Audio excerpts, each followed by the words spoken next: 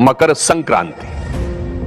उसको संक्रांति क्यों कहते हैं? क्योंकि उस दिन सूर्य दक्षिणायण से उत्तरायण होते हैं, यानी डाउनवर्ड से अपवर्ड होते हैं। अब मैं इसी विषय को जरा विराट रूप में देखूं। हम दुनिया के एकमात्र बड़े देश हैं।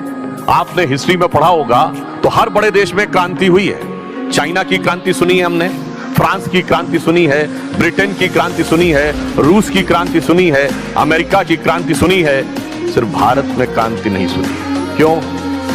क्रांति वहां होती है जहां सब कुछ बाहर पाने की इच्छा हो, परंतु जहां अंदर खोजने की प्रयास होता है वहां संक्रांति होती है। इसलिए इस देश में क्रांति नहीं, संक्रांति घटित होती है।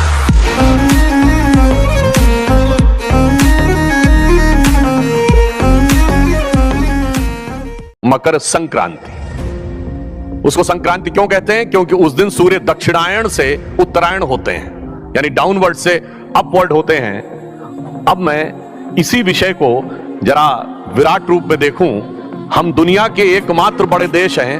आपने हिस्ट्री में पढ़ा होगा तो हर बड़े देश में क्रांति हुई है। चाइना की क्रांति सुनी है हमने, फ्रांस की क्रांति सुनी है, ब्रिटेन की क्रांति सुनी है, रूस की क्रांति सुनी है, अमेरिका की क्रांति सुनी है।